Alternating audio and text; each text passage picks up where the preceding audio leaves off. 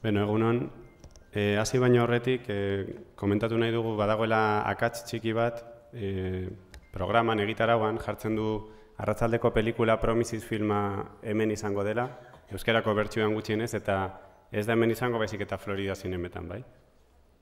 Beno, eskerrik asko guztioi etortzeagatik, Gasteizko Udaletxeko Kultura, Hezkuntza eta Kirol Sailak antolatu duen kazetaritza jardunaldien barnean antolatutako 4. hitzaldi honetara. Gaurkoan, Gaza Guerra sin Vencedores hitzaldi entzuteko aukera izango dugu, Mikel Ayestaran kazetariaren eskutik.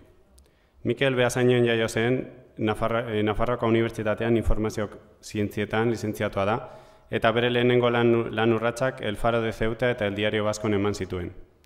2005an bere lana utzi eta freelance moduan aritza erabaki zuen nazioarteko gaien inguruan. Bere batalloa Israelen 2006an Libanon egindako invazioan izan zen. Buenos días y antes de comenzar recordaros que hay un pequeño problema, un pequeño error en el programa de mano, y es que pone que la película Promises se iba a proyectar aquí y no se va a proyectar aquí sino que en los cines Florida, para que no haya ningún despistado que venga aquí a las 8, ¿vale? Entonces a las 8 en los cines Florida. Bueno, gracias una vez más por estar aquí. Dentro de las jornadas sobre periodismo organizadas por el Departamento de Cultura, Educación y Deportes del Ayuntamiento de Vitoria-Gasteiz. Para hoy está programada la conferencia Gaza, Guerra sin Vencedores, a cargo de don Mikel Ayestaran. Mikel es periodista nacido en Beasain y es licenciado en Ciencias de la Información por la Universidad de Navarra. Dio sus primeros pasos profesionales en El Faro de Ceuta y en El Diario Vasco. En 2005 decidió aparcar su trabajo en la redacción del Decano de la Prensa donostiarra para convertirse en freelance y dedicarse a temas internacionales. Su bautismo de fuego fue en 2006, en la invasión israelí del Líbano. Mikel gatazka eremuetan espezializatua da, hainbat herrialdetan eta hainbat herrialde desberdinetan lan egin du. Hala nola, Líbano, Irak, Iran, Siria, Afganistan, Pakistan, Yemen, Israel eta Palestina lurraldetako eguneroko berriak ere ematen ditu prentsan, telebistan zein irratian. 8 urteren ostean, 2015ean, urtarriletik geroztik, Jerusalemen korrespontxal lanetan dihardu eta aldizka, Bozento taldeko komunikabide inprimatuekin, El Correo zein EITB-rekin lankidetzak ere egiten ditu. 2009an, nazioarteko prentsa klubak atzerriko korrespontxal onenari saria eman zion. Decía que Mikel está especializado en zonas de conflicto y desde entonces ha trabajado en países tales como Líbano, Irak, Irán, Siria, Afganistán, Pakistán, Yemen, Israel y los territorios palestinos, siempre combinando la prensa y la prensa, la televisión y la radio. Tras más de 8 años, en enero de 2015, se estableció en Jerusalén, desde donde ejerce de corresponsal y colabora de forma regular con los medios impresos del Grupo Vocento, El Correo y con la radio y televisión pública vasca, ITV. En 2009, el Club de la Prensa Internacional le otorgó el premio al mejor corresponsal extranjero. Beno, besterik gabe gogorarazi Mikelen hitzaldia amaitzerakoan galderak egiteko txanda zabalduko dela eta itzali edo mututu zuen sakeledeko telefonoak, eskerrik asko. Nada, no hablo mucho más, simplemente recordaros que al final de la ponencia tendréis la oportunidad de hacer las preguntas que queráis. Por favor, apagar o silenciar vuestros teléfonos móviles. Muchas gracias. Mikel.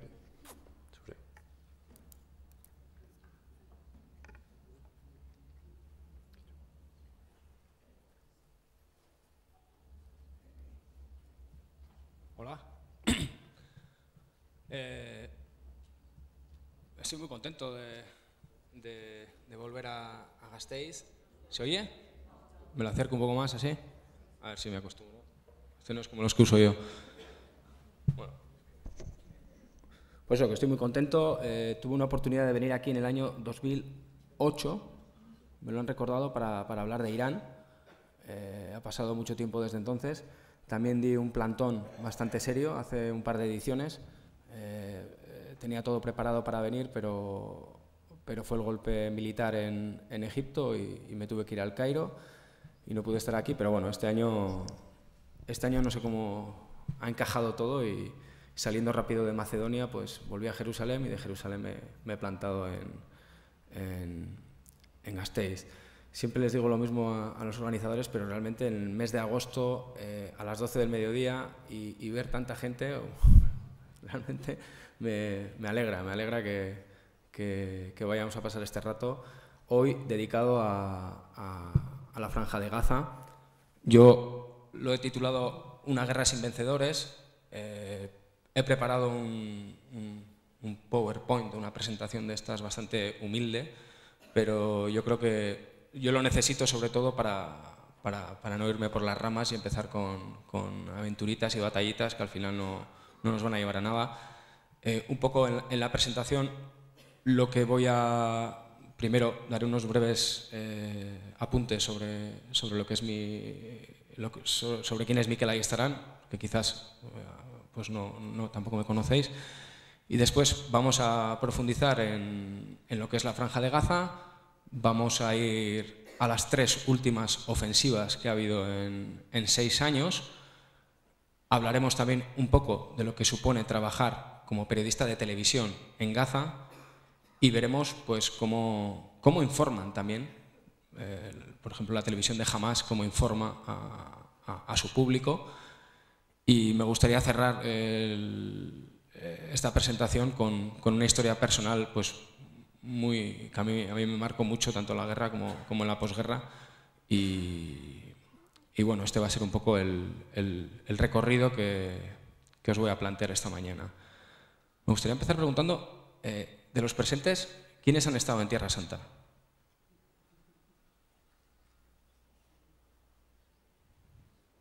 Bueno, digo esto porque como periodista me parece que es el mayor fracaso informativo de los que yo conozco. Vamos, llevamos desde el año 48 informando, mandando crónicas, vídeos, y realmente hasta que uno no llega allí y pone un pie y pasa una hora, no se entera de lo que pasa allí en realidad, ¿no? Es importantísimo ir y verlo y vivirlo para darse cuenta de la dimensión del conflicto. Bueno, esto es el barrio de Sollaía. La verdad es que desde que hago vídeo cada vez hago menos fotos. El tema del multimedia tiene ese riesgo, ¿no? Antes hacía muchísimas fotos, me dedicaba sobre todo a la prensa escrita, pero desde que hago vídeo me cuesta mucho. Como han dicho aquí en la presentación, yo nací en Beasain en el 75, estoy casado, tengo 2 hijos, me licencié en la Universidad de Navarra y hice un máster en periodismo en el año 98. Empecé en El Faro de Ceuta, es un periódico muy pequeñito que está en Ceuta, pero es una buena escuela. Yo siempre que que algún alumno de periodismo me dice está en el último curso, va a terminar, no sabe qué hacer. Pues si no sabes qué hacer, vete a Ceuta. En Ceuta siempre pasan cosas y normalmente como nadie quiere ir, allí siempre hay trabajo y fue mi primer contacto, por ejemplo, con el Islam, con una cultura diferente, y a mí me ha aportado muchísimo. Estuve trabajando desde el 98 hasta el 2005, son muchos años, en el Diario Vasco. Dije que volvería al Diario Vasco si la Real Sociedad jugaba la Champions League. Jugó hace un par de temporadas, pero no me animé, no tuve fuerzas de volver. Les dije que volvería, quizás si venía Siri Yarramendi de nuevo, sabéis que ha vuelto, pero tampoco... Creo que tenemos que esperar, pero vamos, siempre lo he considerado mi casa y quizás algún día vuelva, ¿no? Pero desde el 2005 lo habréis escuchado, en prensa se utiliza mucho el término de freelance, que al final somos trabajadores autónomos y tenemos diferentes clientes, ¿no?, con los que trabajamos, en mi caso ya de una forma pues muy estable con el periódico El Correo o con Euskal Irrati Telebista, ¿no? Ya es una relación de muchos años y con la que yo desde luego estoy muy contento. Desde el año 2015 estoy en Jerusalén. Estos datos es un poco para explicaros también que yo siempre trabajo solo. Yo trabajo solo, tengo una mochila, esto es lo que va dentro de la mochila, que poco a poco va creciendo, normalmente con equipos, no sé, yo creo que prácticamente conocéis todo lo que veis aquí, quitando quizás la antena de arriba a la izquierda. Esa es una antena que usan también, por ejemplo, mucho los montañeros. Eso te da posibilidad de tener conexión a Internet en cualquier parte del mundo. Es una antena de Bigan, son conexiones vía satélite, con eso también puedes llegar a hacer directos con la televisión, desde cualquier sitio. Eso sí es muy importante que el cliente pague la transmisión, porque es muy, muy caro. Pero bueno, quiero decir que es un equipo bastante convencional, yo lo llevo en mi mochila. Bueno, en este caso veis un ordenador PC, me he tenido que pasar al Macintosh, los que trabajáis en imagen ya sabéis lo que supone eso, es un mundo aparte el tema del Mac. Pero bueno, quiero decir que es material muy convencional, sobre todo he estado trabajando con cintas, para que os hagáis una idea. Por ejemplo, estoy trabajando con cintas de vídeo hasta hace muy poco, porque las puedes encontrar en cualquier gasolinera de Libia, de Túnez. En cambio, muchas tarjetas DSD, pues ahora ya se ha popularizado mucho, pero no era así, ¿no? Pero bueno, esto es un poco cómo es el trabajo, ¿no? Trabajo solo, trabajo en multimedia. Yo vengo del mundo de la prensa escrita, yo antes solamente escribía. Y después, cuando empiezo a trabajar de freelance, me doy cuenta que necesitas tener varias patas y sobre todo también me doy cuenta de las posibilidades que te da la imagen. Y hay muchas historias que funcionan mejor en televisión que en prensa y viceversa. Tema de documentación, viajes, si sois viajeros, ahora ya no es como antes, ahora ya tenéis incluso guías de viajes. El mapa que yo cubro, la zona que los colegas llaman Ayestaranistán, durante 4 años básicamente estuve trabajando en Irán, Irak, Afganistán y Pakistán, pero cuando empezó la primavera árabe esta frontera aumentó de forma dramática y trabajo desde Túnez hasta Afganistán, con lo cual es un mapa, ya podéis ver que o sea, no hay persona que pueda abarcar todo eso, ¿no? Pero ahora hay material, hay guías de viaje, tenemos internet, hay páginas de referencia, ya no es como antes que uno iba un poco más a ciegas, ¿no? Ahora sí que uno puede ir encontrando material de cualquier de estos países, incluso de Irak o Afganistán, como veis. Son sitios a los que, con cuidado por supuesto, pero se puede viajar. Bueno, vamos a entrar ya en el tema de Gaza.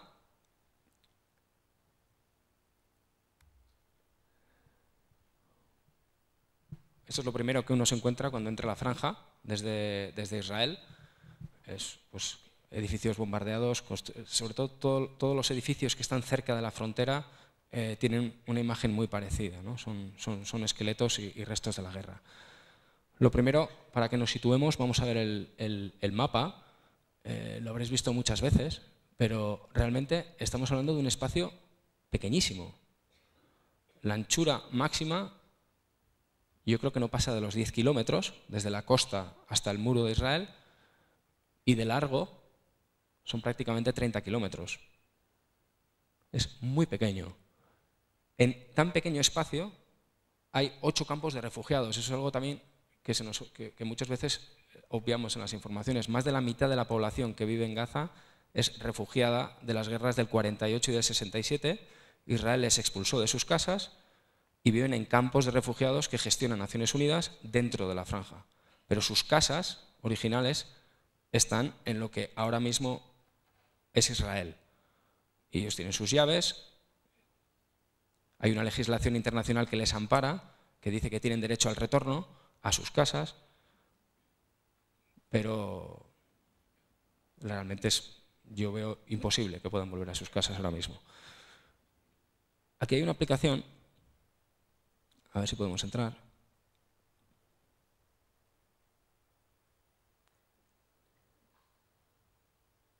Vamos a ver cómo está la conexión a internet aquí. Es una aplicación muy interesante que te permite ver la dimensión de la franja de Gaza en cualquier otro mapa del mundo. Y sobre todo sirve para hacer una idea para que todo el mundo tenga una idea de la medida de la franja. Se llama Gaza Everywhere.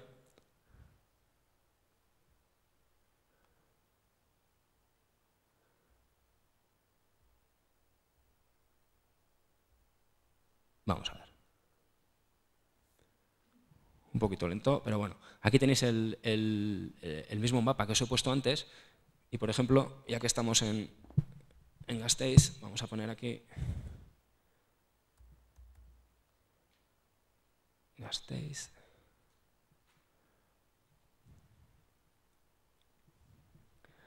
Mira, pues esto es lo que sería Gaza. Vamos a ver si se refresca. Bueno, como veis sería prácticamente, iba a decir desde Arrasate a Miranda de Ebro. Yo creo que sería un poquito menos. Esto lo podemos mover. Si nos fuéramos a la costa,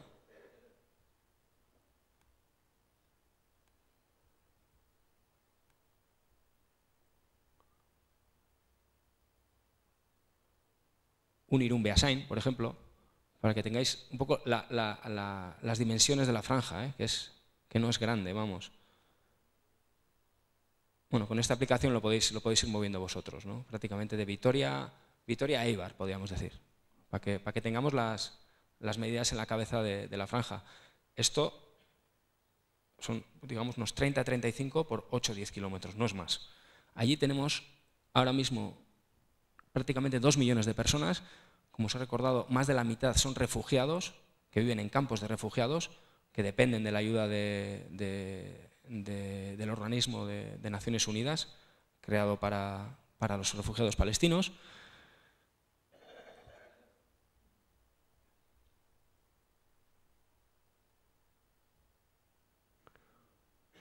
Y este lugar está gobernado por un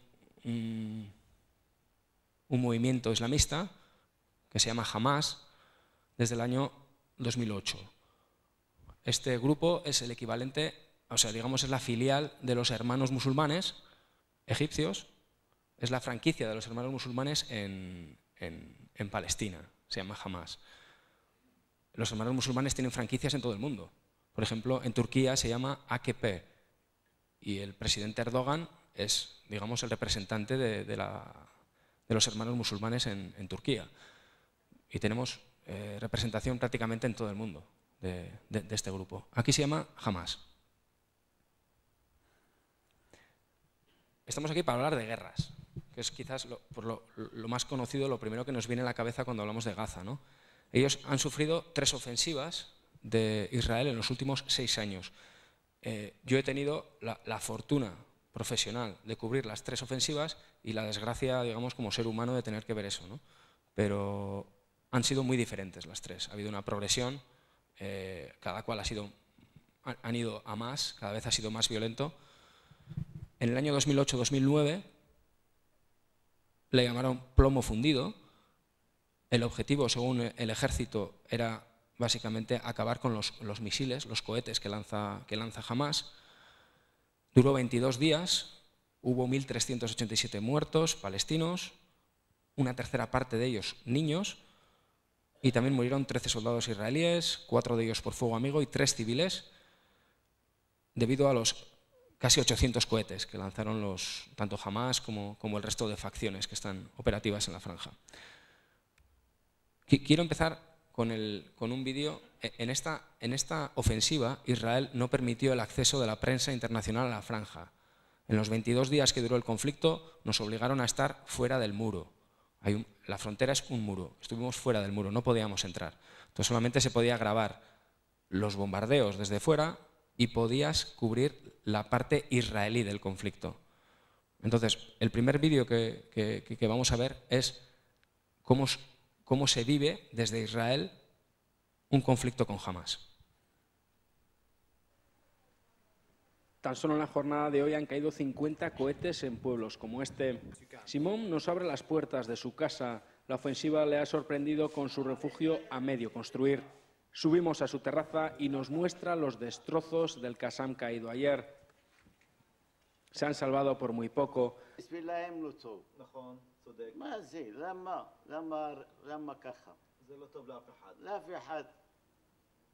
Su mujer no se recupera del susto, sigue las noticias por la televisión y es más drástica que su esposo. Son judíos emigrados de Marruecos en los años 50 y desde que llegaron a la tierra prometida nunca han conocido la paz. Sderot parece un pueblo fantasma. Las escuelas están cerradas, los parques y las calles vacíos. Cada parada de autobús parece un auténtico refugio antiaéreo. Aquí al menos hay refugios, no como en el otro lado de la franja. La ofensiva está siendo muy dura aquí, pero en Gaza seguro que está siendo aún muchísimo peor. Bueno, eso es un vídeo de enero de 2009 y esta es la misma escena que se ha repetido también en las siguientes 3 ofensivas con los lanzamientos de cohetes desde la franja. Y ese es el máximo objetivo que argumentan las autoridades israelíes antes de cada ofensiva, es detener estos cohetes, ¿no?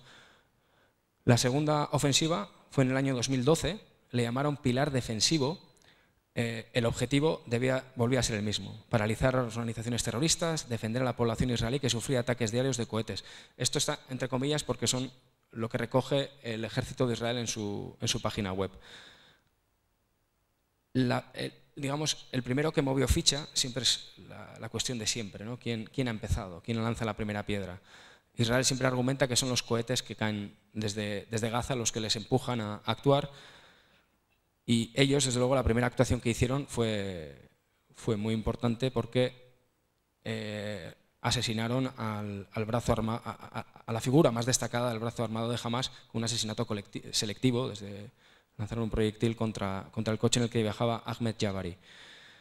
Esta operación pilar defensivo fue muy breve, fueron apenas 7 días.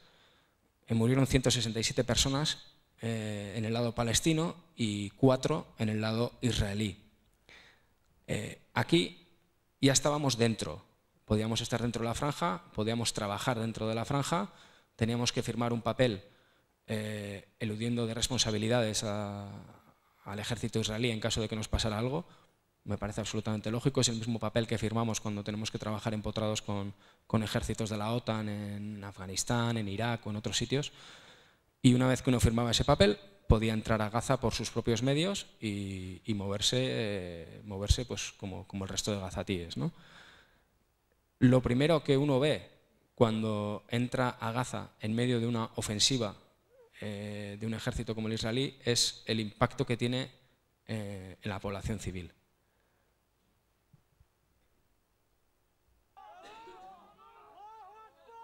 Morgue de Gaza. Aquí llegan los cuerpos de las víctimas de la ofensiva israelí. Este es uno de los 14 cuerpos rescatados de los escombros de la casa de la familia Aldalo. Israel ha bombardeado esta tarde la casa de este empresario vinculado a Hamás. Él no estaba en casa, pero toda su familia ha muerto. Las calles de Gaza están desiertas desde hace 5 días. Hamás responde a las bombas lanzando cohetes y hoy ha tirado 55, según Israel. Explosiones y sirenas son la banda sonora de la franja. La gravedad de muchos heridos ha obligado a trasladarles a Egipto. Este es el efecto que tienen las bombas diarias que Israel está lanzando contra la franja de Gaza. Según Hamás, al menos 50 personas han perdido la vida desde el inicio de la crisis. Los vecinos intentan salvar todo lo que pueden entre los escombros. Este hombre denuncia que no tiene nada que ver con Hamás y pide que alguien pare esta locura. Este vecino ha perdido su negocio y pide al grupo fundamentalista que responda con dureza a los ataques de Israel. La guerra sigue por quinto día y Gaza no olvida que además sigue en pie la amenaza de una operación terrestre. Bueno, aquí se abre el eterno debate que mantienen Hamás e Israel sobre quién es civil y quién es miliciano.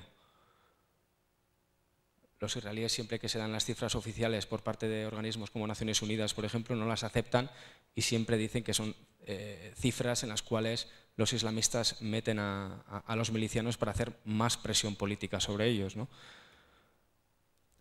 En el año 2014, el verano pasado, hubo la tercera ofensiva, la más dura hasta el momento, y realmente trabajar allí fue muy duro, ¿no? Israel mató a 2.200 personas. Estos son los datos que estamos dando, son datos de Naciones Unidas. La mayoría eran civiles, una tercera parte niños.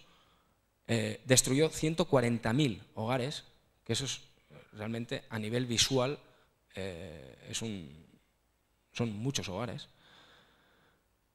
Y generó decenas de miles de desplazados. Hemos dicho que más de la mitad de la población son refugiados que ya perdieron sus casas previamente en el 48 y el 67, pues después de esta última ofensiva han vuelto a perder sus casas de los campos de refugiados.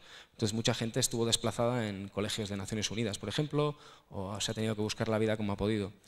El objetivo de Israel esta vez no solamente eran los cohetes, sino también los túneles, que creo que es lo que más se ha oído hablar en el último año, ¿no? Hamás ha visto que sus cohetes no daban el resultado que ellos esperaban, sí generan pánico entre la población israelí, que tiene que estar constantemente yendo a los refugios, pero a nivel de víctimas no causan el daño esperado. Entonces tienen un arma nueva, que son los túneles, y que vamos a verlos ahora mismo, que es ahora mismo lo que Israel considera su mayor amenaza. Entonces lanzaron esta operación para acabar con estos túneles.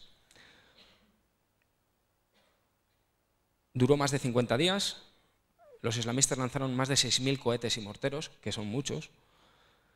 Algunos llegaron a Tel Aviv, incluso se tuvo que cerrar el aeropuerto internacional de Ben Gurión.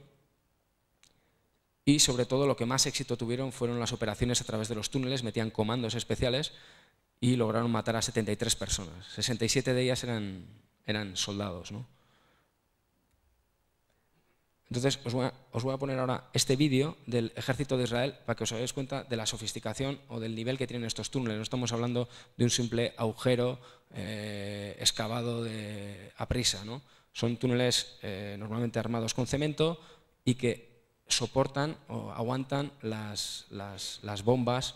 Hay una bomba especial que cada vez que cae, no sé la especificación técnica, pero realmente parece que hay un terremoto, ¿no? Son bombas antitúnel, les llamamos nosotros, y realmente los túneles las aguantan. Estos son vídeos del ejército, el propio ejército de Israel difunde estas imágenes para mostrar los túneles que ha encontrado. Hay algunos que los dejan tal cual para estudiarlos, pero hay otros que los vuelan, los cortan y los vuelan. Son túneles de kilómetros y muchos de ellos encuentran las bocas muy cerca de poblaciones civiles. Es un trabajo que lleva tiempo, necesita material, necesita gente que sepa realmente hacer este tipo de construcciones. Durante cualquier ofensiva, sobre todo en la última de 2014, de verdad que no se ve un miliciano en las calles, no los ves. Hablando con ellos después, todos te dicen que han estado toda la guerra metidos en los túneles. Los túneles hay dos tipos, hay túneles defensivos, que son donde se protegen de los bombardeos, y hay túneles ofensivos, que son los que utilizan para penetrar en Israel y atacar al ejército, ¿no? Tienen estos dos tipos de túneles. Entonces yo siempre les preguntaba, pero vosotros tenéis túneles, os defendéis, pero ¿qué pasa con el resto de civiles que se quedan en la superficie? y te dicen que todavía no han dado con la solución para ellos, ¿no? Lógicamente, la capacidad de construcción de túneles es muy limitada y no todo el mundo tiene sitio en estos pasadizos que están reservados solamente para milicianos y figuras políticas del movimiento islamista. ¿Habéis visto? Ese es el vídeo que nos difunde el ejército de Israel para mostrarnos, pero ahora vamos a ver cómo presenta Hamás los túneles a su público. Vais a ver que es más heroico, más dinámico.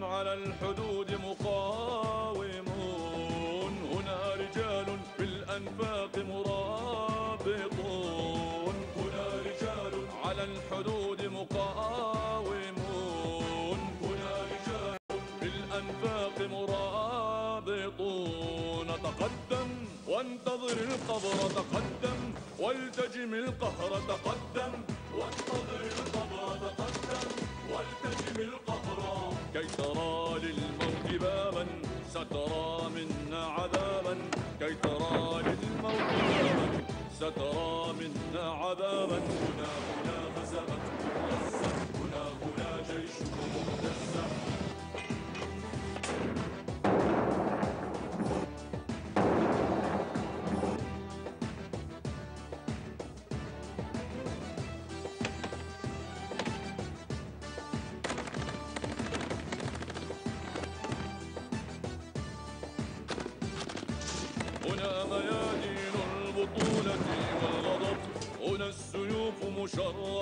Estos vídeos tienen muchos vídeos de este tipo Hamás y la Yihad, el otro grupo fuerte, Yihad Islámico también.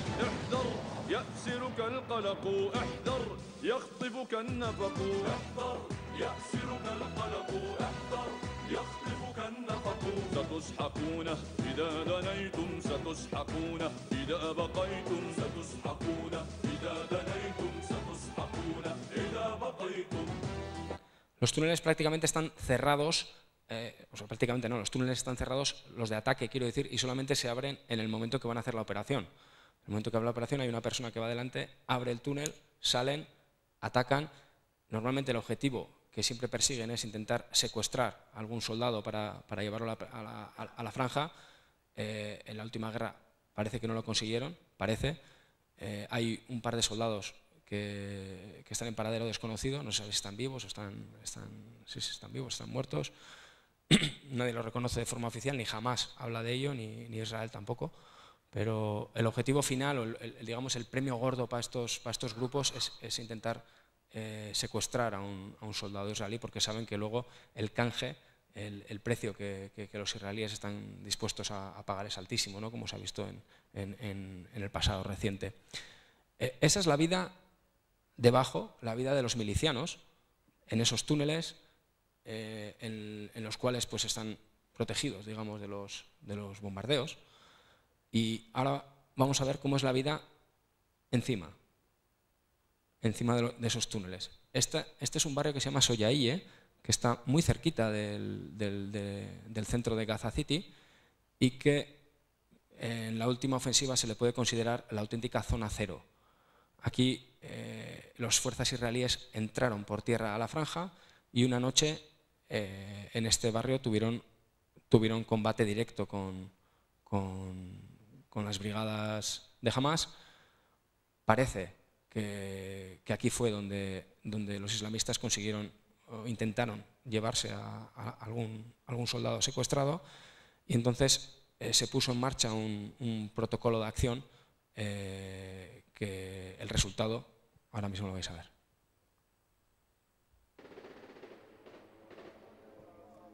Disparos en plena tregua. Los soldados de Israel están a pocos metros y no quieren que nadie se acerque. La gente ni escucha los avisos. Lo primero es rescatar a los muertos. Gracias a la tregua de 12 horas entre Israel y Hamás, miles de desplazados regresan a Soyaía. Es uno de los lugares donde más resistencia ha encontrado Israel y los bombardeos han sido brutales. Un castigo colectivo para los vecinos que recuperan lo que pueden entre los escombros. Wael Helo señala lo que fue su casa. Dice que se ha encontrado el barrio peor de lo que esperaba y denuncia que todo ser vivo es objetivo para Israel. Más que un ataque, esto le parece un terremoto. La familia Habib nos enseña lo que han podido salvar, solo ropa. Mona dice que es horrible, lo han perdido todo. Nazmi Gali se considera afortunado. Su casa está en pie, pero asegura que no quiere estar aquí un minuto más hasta que el alto el fuego no sea definitivo. Israel ha borrado del mapa uno de los barrios más populares de Gaza. Israel ha convertido Soyaie en la auténtica zona cero de su ofensiva. Aprovechando la tregua humanitaria de 12 horas, los vecinos han regresado a este lugar para intentar rescatar sus pertenencias, pero la mayor parte de ellos se han encontrado con esta destrucción absoluta. El olor a muerto impregna las montañas de escombros. Se han recuperado más de 80 cuerpos a lo largo de la jornada. Naciones Unidas asegura que Israel ha destrozado más de 2.600 viviendas. La postofensiva va a ser dura y larga para los gazatíes.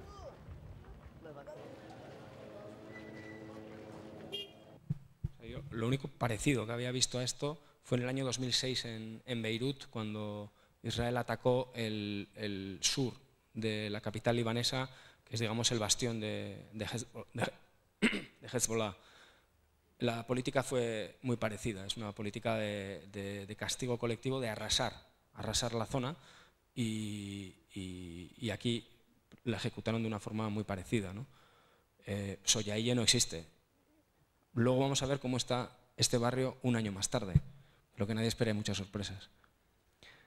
En el trabajo del día a día, en una ofensiva una ofensiva tan violenta, ¿no? Siempre funcionamos igual. O sea, uno se levanta, si ha conseguido dormir algo durante la noche, normalmente los bombardeos más duros son durante las noches. Yo no podía dormir, realmente, o sea, dormías pero no descansabas, estabas todo el día pues bastante alterado. Y cuando se levantaba por la mañana, el objetivo es ir al lugar donde más duro han golpeado durante la noche, ¿no? Este fue, por ejemplo, uno de los ataques, yo creo, que más trascendió en la comunidad internacional, porque cuando la gente se va, Israel lanza panfletos en muchas partes de la franja antes de empezar cualquier ataque para que la gente se vaya. El problema es que tampoco tienen a dónde irse. Entonces siguen alejándose, se meten al interior de Gaza City, no hay sitio donde quedarse y se quedan en escuelas de Naciones Unidas. Según los israelíes, desde esas escuelas de Naciones Unidas se produjeron ataques contra sus posiciones y ellos respondieron. El tema está en que en esas escuelas hay miles de personas viviendo, y esto es lo que nos encontramos en una de ellas, pues cuando estaba ya a punto de terminar la ofensiva. No hay espacio para tanto herido en el hospital. Israel castiga el campo de refugiados de Jabalia, un bombardeo por tierra, mar y aire del que no se ha librado ni una escuela de Naciones Unidas, en la que han muerto al menos 20 personas, la mayoría mujeres y niños. Este es uno de los heridos. Dice que desde la medianoche no ha parado un minuto el bombardeo. ¿Qué busca Israel matando civiles cada día?, nos pregunta. Las ambulancias no paran de llegar. El colegio Abu Hussein está a unos minutos del hospital. Aquí se hacinan 3.000 personas desde hace 2 semanas. En la puerta principal, los niños miran a los burros destripados por la metralla. Dentro se mezcla confusión, nerviosismo e impotencia. Esta es una de las aulas afectadas. Aquí vivían 30 personas de la misma familia. Este hombre dice que los tanques han atacado al menos en 8 ocasiones el colegio, pero dice que se queda porque son 40 personas de la misma familia, su casa está destruida y no tienen a dónde ir.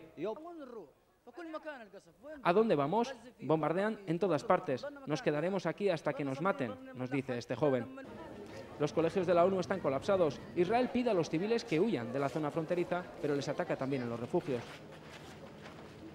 Este es el cuarto ataque directo a una escuela de Naciones Unidas desde que Israel puso en marcha su operación militar contra Gaza. Han muerto al menos 20 personas. En estos lugares viven más de 200.000 palestinos que buscan refugio huyendo de los bombardeos. La gente no tiene a dónde ir. Todas las fronteras de Gaza están cerradas. La franja es más que nunca una cárcel. Los bombardeos siguen Israel dice que actúa en defensa propia y ha matado a más de 1.200 palestinos. La comunidad internacional no presiona de verdad para detener esta matanza. Imágenes de una mañana cualquiera, cualquier día uno se podía encontrar este tipo de imágenes cuando salía a grabar. El resultado de estas 3 ofensivas en 6 años, tenemos un resultado que, según ambos bandos, se dan por ganadores. Cuando uno habla con gente de Hamás y les pregunta quién ha ganado la guerra, dicen que son ellos los que han ganado la guerra, porque Israel no ha conseguido acabar con ellos. Y siempre que hay un conflicto, cuando el más fuerte no machaca al pequeño, es que el pequeño ha ganado. Ese es el argumento que ellos dan cuando se les pregunta sobre el resultado, ¿no?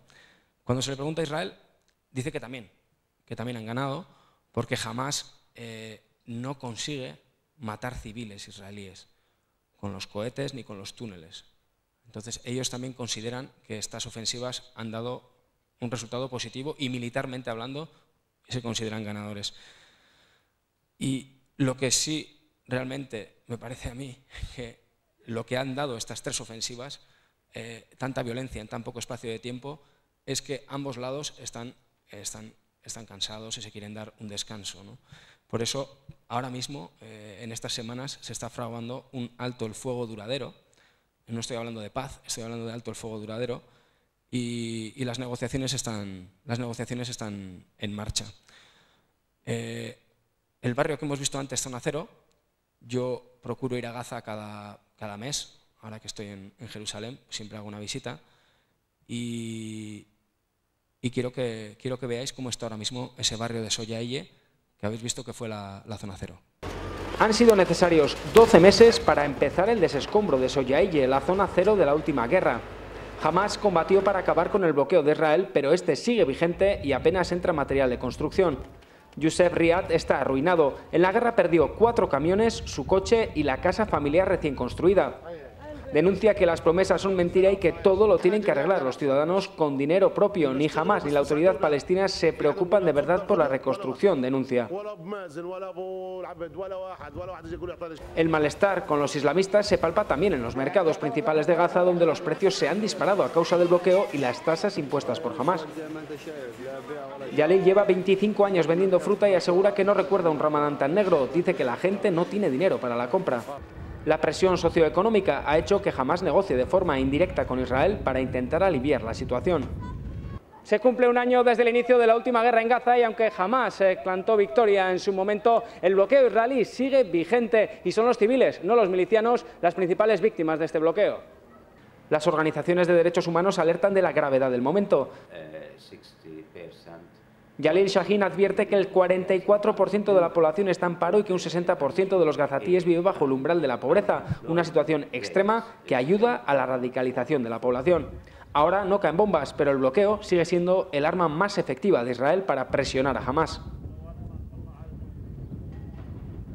Un año después tenemos esta situación de alto el fuego, técnico en estos momentos, en el último año se ha respetado, pero estamos viendo una población civil en la cual, yo por primera vez desde que viajo a Gaza me encuentro que hablan ya abiertamente, siempre han hablado en contra de Israel y de la Autoridad Nacional Palestina, que es el gobierno de Ramallah, pero ahora también critican abiertamente a Hamás, con lo cual Hamás tiene un problema que hasta ahora no... Hasta ahora, quiero decir que podía tapar todos sus problemas aludiendo a Israel, pero ahora les acusan directamente de la incapacidad que tienen para gestionar el día a día de sus vidas y para darles unos servicios mínimos.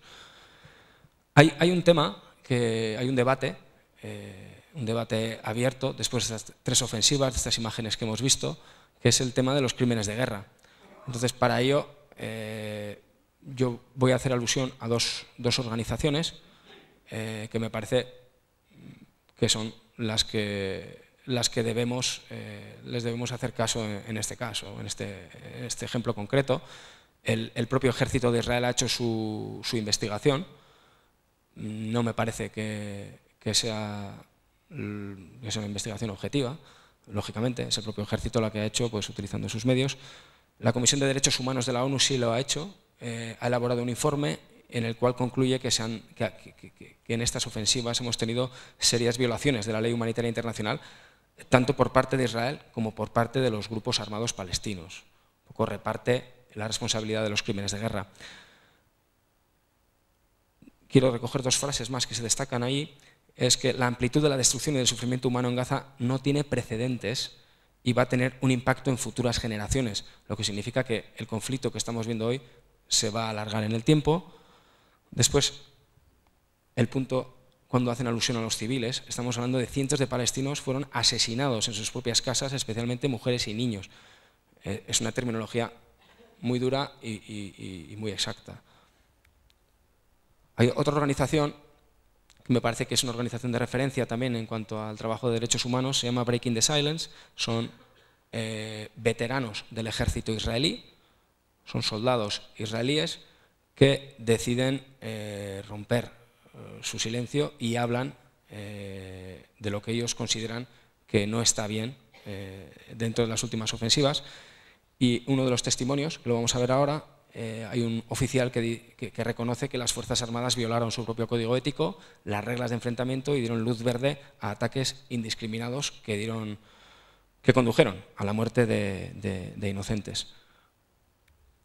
Ellos trabajan con oficiales, por motivos de seguridad, les tienen que cubrir los rostros y distorsionar su voz, pero si alguien tiene curiosidad puede entrar en su página web y realmente es muy interesante la información que te dan de primera mano de todas las operaciones. Esto sería... הוראות פתיחת באש היו שאין דבר כזה באזור הלחימה שלנו, שזה בסביבות בין 200 ל-400 מטר, אין דבר כזה שקוראים לו אזרח חף מפשע. אם אנחנו מזהים בן אדם או תזוזה כלשהי שנמצאת באזור שקרוב אלינו, נקודת ההנחה שזה דבר שמאיים עלינו. ואפילו לא צריך לבקש אישור, פשוט לראות על הדבר הזה ולהסיר את האיום. למשל, היה קטע שהטנק שלי עמד על איזה עמדה, וראיתי שכונה מולי. ופתאום אני מזהה בבית שמולי, במרחק בין ה-200 ל-300 מטר, תריס שנפתח ונסגר. ישר אמרתי למפקד להסתכל, התריס שם נפתח, נסגר, יש שם בן אדם, אמר לי מה פתאום, הוא הסתכל, פתאום הוא ראה שזה כן קורה, וישר, בלי לבקש אישור מאף אחד, פשוט באנו וירינו שתי פגזים, ומי שנמצא שם כבר לא שם.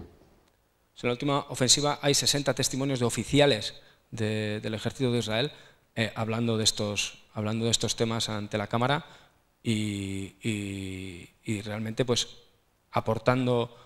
dando voz a las denuncias que recogen otros informes como el que hemos visto de Naciones Unidas. Vamos a ver lo que dice precisamente el ejército.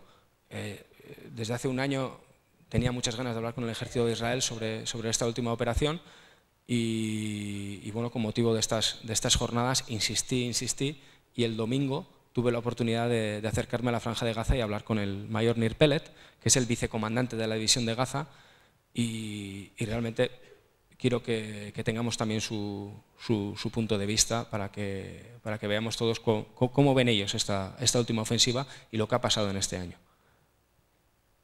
Since the last operation, we are doing the Hudna with Hamas. It's not a peace treaty, as lots of people Primero reconoce ante cámara el alto el fuego. And we know that Hamas is preparing for the next operation. Pero avisa que no confían en la palabra de los islamistas y por eso se están preparando para la próxima, ¿no? Digamos que es un paréntesis. Tienen sus tropas alerta todavía. Pero ante cámara reconoce abiertamente que están en una situación de alto el fuego. Me parece que es una declaración que tiene mucho valor. Ahora está hablando de las bajas entre civiles palestinos.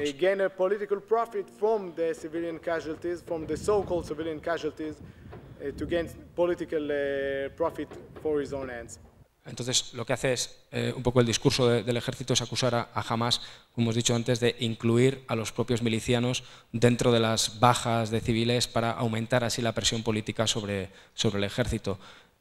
No reconocen las cifras dadas por Naciones Unidas, dicen que son muy inferiores y sobre todo Israel insiste en que el número de milicianos que ha conseguido matar en la última ofensiva es muy superior. Bueno, ¿vamos bien de tiempo? ¿Estamos animados o cómo estamos? ¿Estamos bien después de ver esto? Bueno, Quería empezar por lo realmente importante, que es sobre todo la gente en Gaza o la gente en la frontera, en el otro lado del muro, la gente en Israel, cómo viven ellos la guerra. Creo que algunas pinceladas ya se nos han quedado para ver cómo afecta a los dos lados del muro la guerra. Y ahora vamos a hablar brevemente de lo que supone ser periodista de televisión. Es muy diferente moverse con un bloc de notas y un lápiz o un bolígrafo que moverse con una cámara. Es muy diferente en todos los contextos del mundo y en una guerra más. Entonces, vamos a ver ejemplos concretos y lo primero que vamos a ver es cómo nos ve Israel a los extranjeros que vamos a cubrir la guerra en Gaza.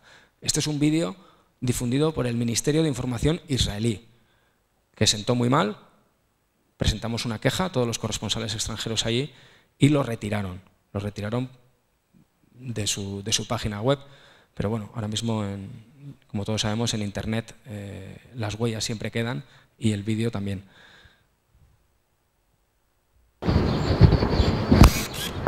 Is it on? Can I start? Yes, go ahead.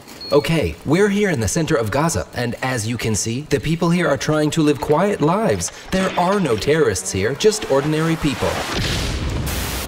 Okay, I'm going into Gaza's underground city, a fascinating attempt by Hamas to build a subway system. This is actually the first Palestinian subway, which will bring Gaza's transportation system into the 21st century.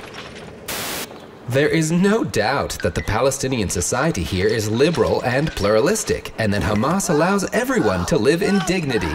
Wait, just a minute. Here, maybe now you'll see the reality of life under Hamas rule. Open your eyes. Terror rules Gaza. Bueno, se ha entendido el mensaje, ¿no? El mensaje básicamente es que no nos enteramos de lo que está pasando allí. Uno puede estar 50 días allí, pero realmente lo que informamos, lo que mostramos al mundo no es lo que está pasando. Eso es el mensaje del Ministerio de Información. Entonces, tengo aquí tres episodios personales grabados ante cámara. Bueno, como veis, yo me grabo a mí mismo, o sea, no tengo un cámara al otro lado. Yo pongo un trípode, me grabo, doy la vuelta a la pantalla y yo me veo a mí mismo en plano. Por eso son siempre planos tan soviéticos. Veréis a muchos compañeros en la tele que van andando entre los escombros, pasean entre la gente, pero cuando sale Mikel Ayestarán siempre sale firme delante de la cámara, centradito, lo más centrado posible, pero es por eso, porque yo estoy solo, no tengo a nadie al otro lado. Y bueno, son tres vídeos de los más... realmente cuando uno cuelga estas cosas en YouTube se ve mucho más que los que hemos visto hasta ahora, que son los realmente importantes, ¿no? Pero la gente prefiere ver estas cosas. Vamos a ver, por ejemplo, cómo fue la noche del alto el fuego en la ofensiva de 2012, que fue la más breve, la de 7 días, y la noche que estábamos entre que paran, que no paran, paran, no paran.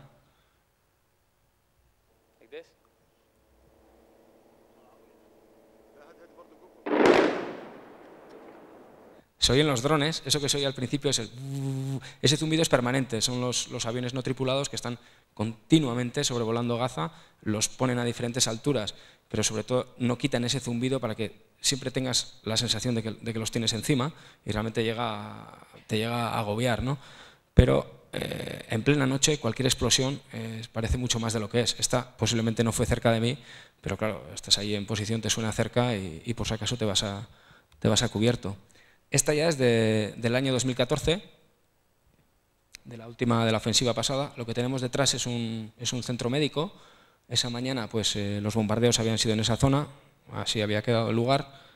Y esto es lo que me pasó cuando me estaba grabando la entradilla del vídeo de ese día. Coge posición.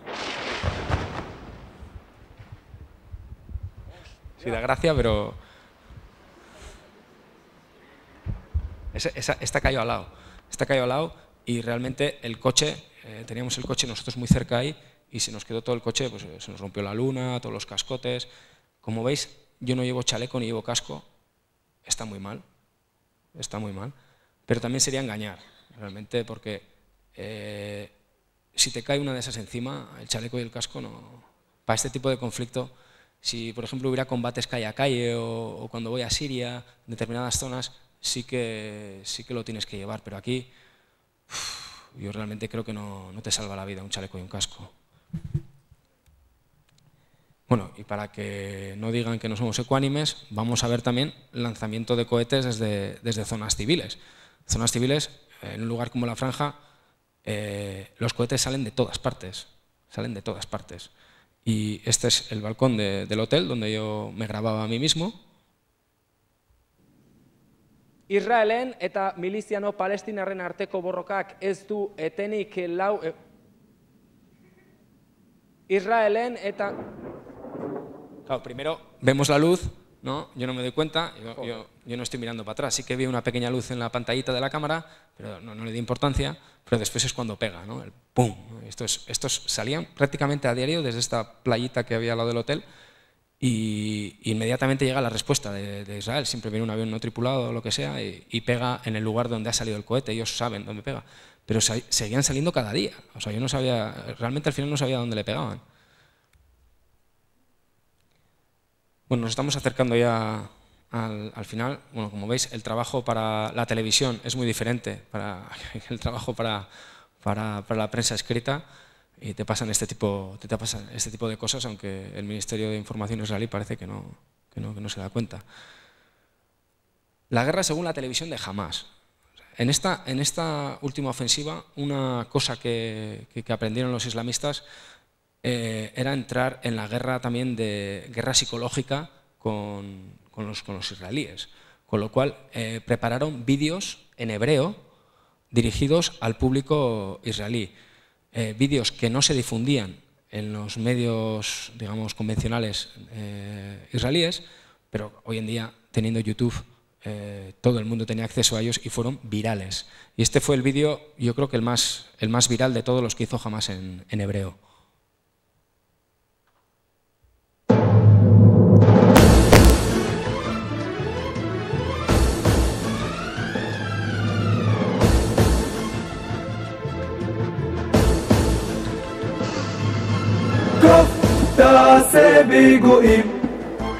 Se están cantando en hebreo.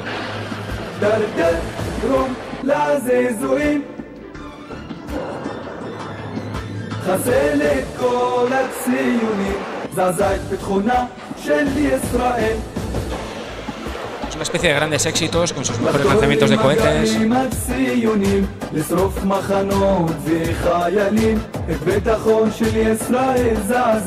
לחצוב להבות אש וולקנים, לחתור למגעים הציונים, לשרוף מחנות וחיילים, את ביטחון של ישראל זעזע, לחצוב להבות אש וולקנים, וולקנים, קוף תעשה פיגועים, טרטר, גרום לזעזועים, חסר לכל הציונים, זעזע את ביטחונה של ישראל, קוף תעשה פיגועים, טרטר, גרום לזעזועים, חסר לכל הציונים, זעזע את ביטחונה של ישראל, מדינת חולשה ותעתועים, caídas de cohetes al otro lado del muro.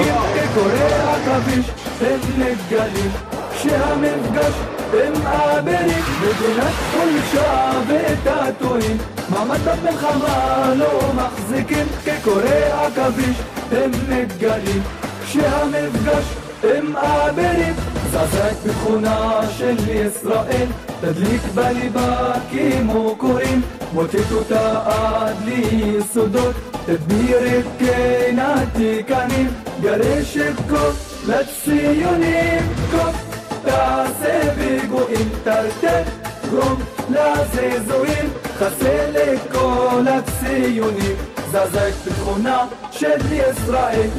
Bueno, pues eso es lo que ellos difundían, por primera vez lo hacen en hebreo, lo cuelgan, lo mueven a través de las redes sociales y se convierten en contenidos virales que al otro lado del muro también la gente los sigue y los ve, ¿no? Y dice, joder, realmente ellos lo que hacen es recolectar sus mejores momentos, sus mejores lanzamientos, las imágenes que pueden tener del impacto que tienen esos cohetes en el otro lado y le meten esta música que les encanta, ¿no? y lo mueven todo lo que pueden para intentar generar también miedo en el bando enemigo, ¿no? Intentando cerrar ya el tema de Gaza, hemos visto promete una cosa, pide la vuelta al diálogo y no informamos sobre los hechos. O sea, lo que hay que hacer es informar sobre los hechos, y sobre los hechos lo que está pasando es precisamente lo que acaban de decir. La política de expansión de asentamientos es imparable, la radicalización de los grupos de colonos es imparable, con una impunidad hasta ahora que se ha visto pues muy fuerte, y esos son los hechos, lo que tenemos son esos hechos. Sí, y a diferencia de lo que ocurre en otros países, yo me he dado cuenta cubriendo campañas electorales que las verdades en Israel se dicen en la campaña electoral. O sea, en las campañas electorales aquí nos prometen 1000 cosas que luego nunca se cumplen y no pasa nada, pero en Israel en las campañas electorales dicen la verdad.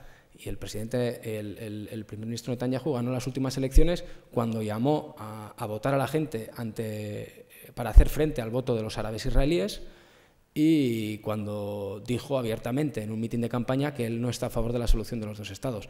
Esos fueron los puntos claves que hicieron que él ganara las últimas elecciones y no su viaje al Congreso de Estados Unidos para hablar contra el plan nuclear de Irán. Al final lo que les preocupa de verdad es el tema de la seguridad. Como tú dices, a corto plazo parece que ellos apuestan por la vía militar, por los asentamientos, aunque a largo plazo, como dices también, los grupos de izquierdas y muchos analistas dicen que es la perdición del Estado de Israel. De momento la política que tienen es muy clara, es una política de expansión de asentamientos, de no respetar la legislación internacional, y esto es imparable, vamos, es lo que vemos no solamente en Cisjordania, sino también en Jerusalén Este, con una legislación que yo estuve el lunes en un barrio que se llama Silwan, debajo de la Ciudad Vieja, en el cual grupos de colonos judíos están reclamando la propiedad de una tierra en la cual, según ellos, hace 200, 300 años vivían judíos yemeníes. Entonces reclaman la propiedad de 40 casas.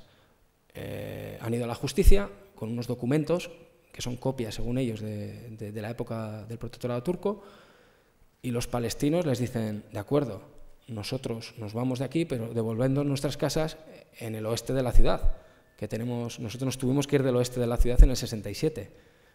Sin embargo, ellos no pueden volver a sus casas porque hay una ley israelí de absencia, que si un palestino pasa más de un año, pasaba fuera de sus casas, esa casa pasaba a propiedad del bando ganador, ¿no? Al final es una ley hecha por los ganadores y se legisla como tal. Por eso el hecho de que dos grupos tan diferentes vivan bajo una misma legislación que ampara sobre todo al bando ganador, pues tenemos la situación actual, pero con la ley en la mano que hay en Israel, están actuando con la ley en la mano. Es así, y los jueces te lo reconocen, dicen, mira, entendemos perfectamente lo que ustedes dicen, pero la ley que tienen ellos es esa, y la aplican.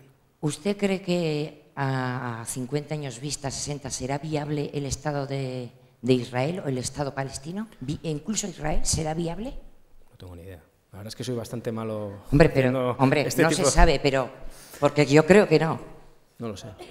Ahora mismo pienso que puede llegar incluso a desaparecer. No sé, ahora mismo, digamos, el plan claro que tienen ellos, según los últimos ministros que han entrado al gobierno, como el ministro de Educación y demás, ellos van claramente hacia la anexión de la zona C de Cisjordania. Cisjordania tiene 3 zonas y ellos van abiertamente, la apuesta que tiene ahora mismo el actual Ejecutivo es la de anexionarse la zona C, pero se tienen que anexionar el terreno y a la gente. Ese es el problema, que tienen gente también allí. Entonces, parece que el plan político a corto plazo, según lo que dicen los nuevos ministros del gobierno, es la anexión de la zona C, lo cual pues también seguiría violando la legislación internacional y demás, pero no parece que nadie vaya a hacer nada para evitarlo.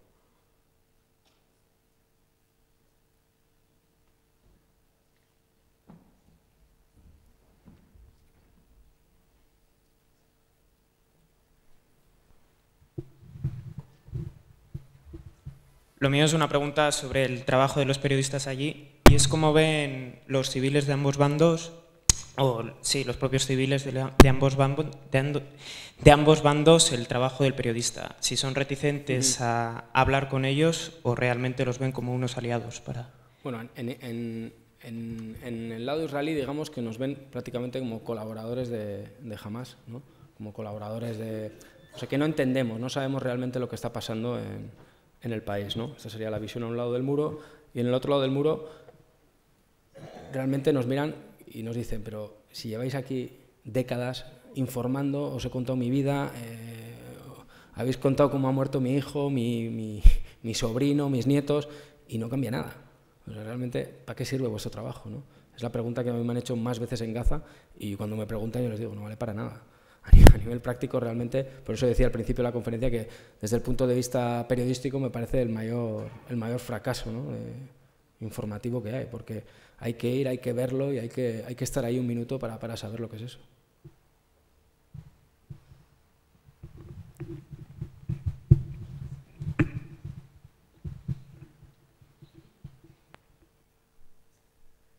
¿Qué es la zona C que has dicho ahora? Bien, Cisjordania tiene 3 partes. La zona C, después de los acuerdos de Oslo, se dividió Cisjordania en 3 partes, y la zona C es una zona bajo la legislación, bajo el control militar de Israel. Dentro de Cisjordania hay la zona más amplia, solamente impera la ley militar de Israel. Eso es la zona C. Después hay otra zona en la cual hay una responsabilidad compartida entre palestinos y israelíes, y hay otra zona que debería ser solamente palestina. Eso es lo que está sobre el papel. Luego en la práctica no se cumple, ¿no? Israel tiene acceso a las zonas que le da la gana, opera como quiera, y no hay ningún tipo de... O sea, el Oslo es puro papel mojado, no ha llegado a ejecutarse en ningún momento. O sea, Cisjordania, pues como lo has descrito muy bien, es un dálmata con yo diría que ya no son los asentamientos, los spots, o sea, los lunares negros son las poblaciones palestinas, ¿no? Que están ya absolutamente cada vez más desconexión, hay más desconexión entre una y otra, ¿no? Es muy complicado. Pero la zona C es la zona en la cual la responsabilidad es de los militares israelíes. Esta zona, por ejemplo, es el pueblo de Duma, donde a comienzos de mes grupos de radicales colonos quemaron una casa y murió calcinado un bebé, y también ha muerto su padre. Esta es una zona en la cual la seguridad de esa zona debería correr a cargo del ejército, pero claro, el ejército está para proteger a los colonos, no a los palestinos. Entonces se dan este tipo de agresiones en las cuales, pues no, por ejemplo, hasta el día de hoy no ha habido detenciones, ¿no? Se detuvo a una serie de chavales para tomarles huellas y datos, pero hasta ahora no hay, en un país como Israel, ¿no? Donde la seguridad lo es todo, no son capaces de encontrar a la persona que quemó a este niño entre los suyos. Lo cual también hace, pues, que por parte del lado palestino, pues, crezcan estas denuncias de impunidad y demás.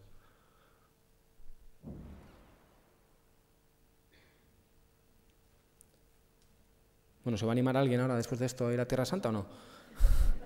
Dicho esto, me parece un viaje obligado, Me parece un viaje obligado.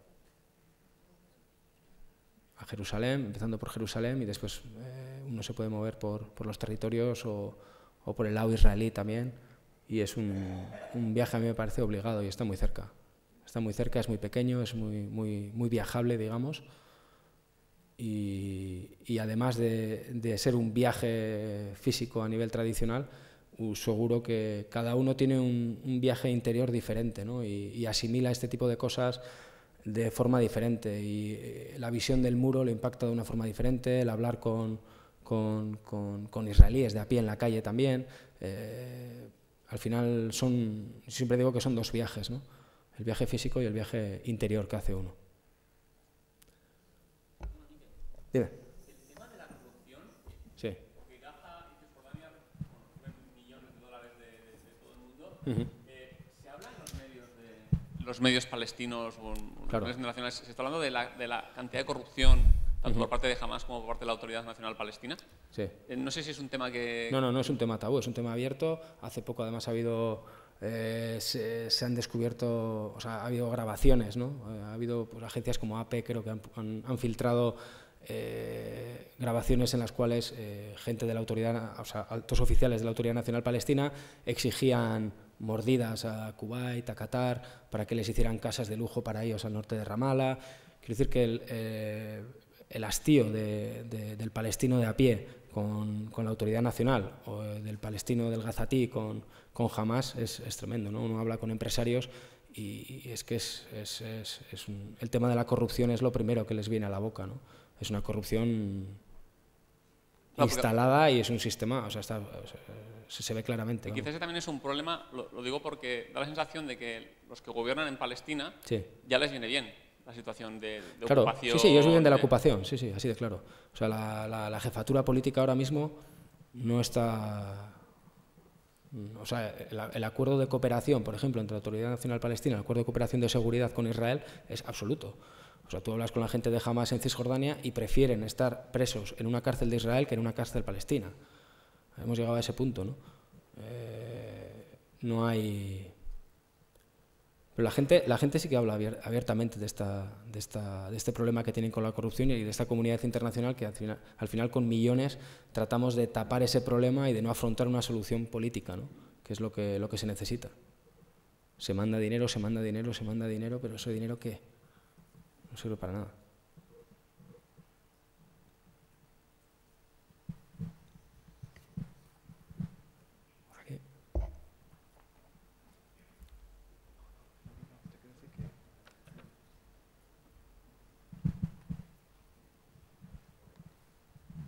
Bai, zu bezalako kazetari ausarta batek, hemenako, nola eramaten du familia bizitza? Esan duzu, bi seme dituzula, amazte bat, eta zurekin daude, edo hemen, edo nola kudeatzen duzu egoera... Oso, egoera bitxia da. 8 urtetan, egon naiz bakarrik bidaiatzen, ere familia Azpeitian bizi zen, ni 3 eta 6 urteko umetxoak ditut, eta hori, azken 8 urtetan egon naiz ni bakarrik bidaiatzen. Bakarrik eramaten dituen oporretan, pixkat ezagutzeko zonaldea, Istanbul, Jordania, Siria, Siria ondo zegoenean, eta horrelako gauzak ez, baina orain urtarriatik familia hartu eta eraman nuen Jerusalemera. Bizitzera eta han bizi gara. Han bizi gara eta momentuz oso pozik ez, baina bai ikusten nuen oso zaila da. Horrelako nion naiz bidaiari berezia bezala, ez? Bakarrik krisiak kubritzen, gatazkak, eta toki askotan ez dago giro, ez? Familiarekin joateko edo han bizitzeko, baina Jerusalemen ez dago arazorik bizitzeko, ondo dago. Eta orain nolabait hori da nire basea eta hortik mugitzen naiz, eta gainera Jerusalemek ematen dizu aukera gatazkan ere sakontzeko. Eta hori niretzat oso garrantzitsua izan da. Beti egon naiz Israelen eta Palestinan lan egiten, baina beti baita bidaiari berezia bezala. Area joan, aste bete egon, hilabete bat egon eta irten, ez? Orain ezberdina da, han bizi naiz, hango lagunak dauzkat, Arresitik bi alderan, Israelgo lagunak, lagun arabeak, eta ja gatazka, benetan gatazkan bizi zara, ez barruan. Orain arte familia gustora dago eta espero dut horrela egongo direla. Baina bai, oso galdera hori askotan egiten didate, ez? Zer egin familiarekin horrelako lan batekin. Ni erabaki dut motxilan hartu eta nirekin ekarri.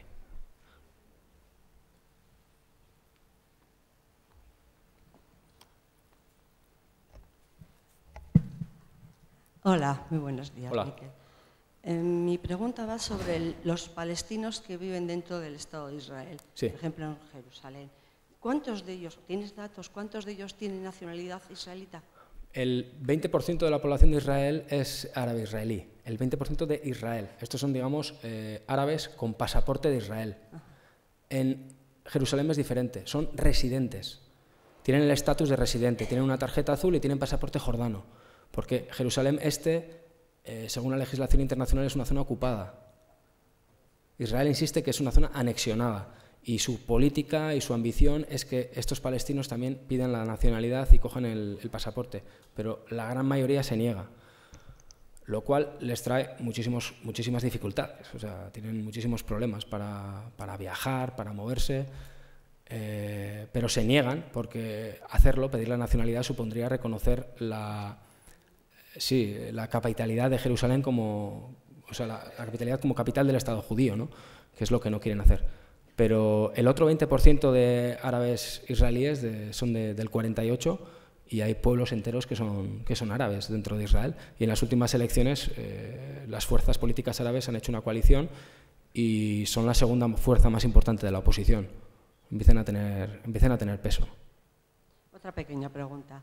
Los nuevos colonos, yo he leído, no sé si es cierto o no, que son más bien de origen de la antigua URSS y que son mucho más radicales por ese aspecto. ¿Tienes tu noticia sobre ello? Bueno, la verdad es que siempre estamos hablando de, a ver, entenderme bien, pero siempre estamos hablando del tema israelíes, palestinos. Realmente lo que es alucinante es el fenómeno de Israel, es alucinante. O sea, uno se encuentra pueblos, como dices, que son todos rusos, o son moldavos, o son franceses. Hay zonas que son barrios enteros de franceses, americanos. Luego también hay poblaciones, un grupo de población muy fuerte yemení, son judíos yemeníes. Cómo este cóctel es capaz estas piezas como son capaces de encajar, ¿no? Y hacer un frente común. Para ello, por ejemplo, es muy importante el ejército, ¿no? Que es lo que realmente vertebra el país. Está vertebrado por el ejército, porque entre ellos son muy, muy diferentes. Como dices, entre los grupos de colonos, los últimos, por ejemplo, detenidos eran de origen americano. Los últimos chavales que han detenido, les han aplicado el mismo sistema de detención preventiva que hacen con los palestinos desde hace años. La primera vez que lo aplican con judíos, lo han hecho con colonos y uno de ellos al menos es de origen americano. Pero sí, y entre ellos hay un racismo muy fuerte también. Es lo que a mí me ha llamado mucho la atención. Hubo un tuit de un concejal de Madrid, de Zapata, no sé si os acordáis, que generó muchísima polémica con el tema era un chiste sobre el Holocausto, ¿no? Y generó mucha polémica aquí en España. El hombre creo que llegó a dimitir, no sé muy bien. Allí, por ejemplo, el judío sefardí le llama abiertamente al judío askenazí pastilla de jabón, pero directamente les llaman, porque dicen que no pusieron resistencia durante el Holocausto y al final los alemanes hicieron con ellos pastillas de jabón, ¿no? Y tú, oyes cosas tan fuertes luego entre ellos que dices tú, joder, ¿no? Entre ellos son grupos muy diferentes, muy diferentes. Eso es lo que yo pienso, que si en un futuro, supongo que lejano, hubiera un entendimiento con los países de su entorno árabes, que entre ellos ahí tendrían un gravísimo problema. Sí, por las el conflicto si podría ser entre ellos, sí, pero hasta ahora, desde luego, y luego lo que sí ha hecho siempre muy bien Israel es buscar un gran padrino fuera, ¿no? Como fue primero el Reino Unido y como es ahora Estados Unidos. Mientras que tengan este apoyo tan firme y, sobre todo, mientras que los países árabes sean tan hipócritas con el caso palestino, no tienen nada que hacer. Bueno, muchas gracias. Vosotros. Sí, porque siempre estamos hablando de Estados Unidos, pero desde luego el papel de la Liga Árabe en este conflicto también es absolutamente bochornoso. O sea, es algo, como estamos viendo ahora en Siria también, ¿no? Estamos hablando, apelando a la solidaridad de Europa, y qué pasa con la solidaridad también de los países árabes, que están forrados. ¿Qué pasa? Y nadie se lo plantea. Y dice, joder, pero ¿qué pasa? Que todo es Estados Unidos, Europa, ¿y qué pasa con estos países que no tienen más que dólares? ¿En qué se los gastan? ¿No pueden ayudar también a...? No, eso es una reflexión en voz alta que me ha llenado, vengo de Macedonia y me ha llenado de... ¿Entre todos los países árabes, quién es el más solidario con los palestinos? ¿Jordania? No, ¿O porque no les queda más remedio? No, Jordania y Egipto son los únicos que tienen acuerdos de paz con Israel. O sea, quiero decir que partiendo de ahí es complicado. No, hay países que van entregando más dinero o menos dinero para la causa en función de los intereses que tengan ellos, ¿no? Intereses puramente propagandísticos, ¿no? Pero no hay un interés real de apoyo a la causa, vamos. Yo no lo veo, al menos.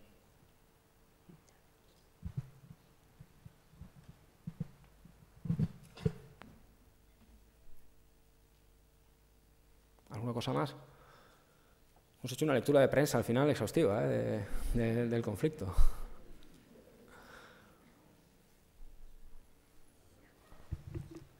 Bai. Beno, nik hartuko ditza orduan, eskerrik asko Mikeli, bere erantzun guztiengatik, eskerrik asko guztioi ere zuen galderak botatzeagatik.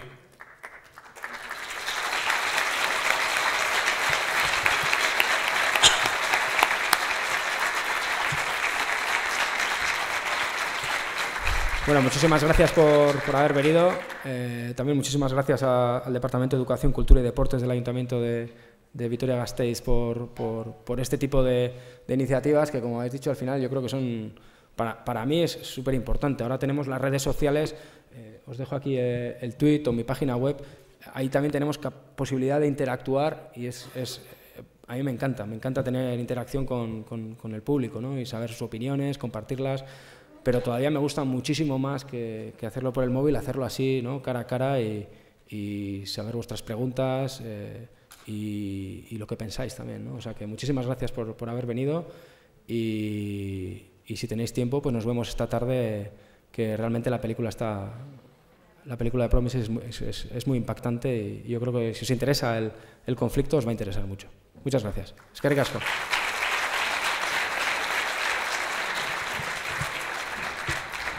Bueno, joan baino lehen bakarrik gogorarazi hasieran esandakoa, bai, Seiretan bizita gidatua izango dela, kanpoko argazki erakusketari buruz, eta Mikelek esan duen moduan 8etan Promises filma ikusiko dugula Florida Zinemetan.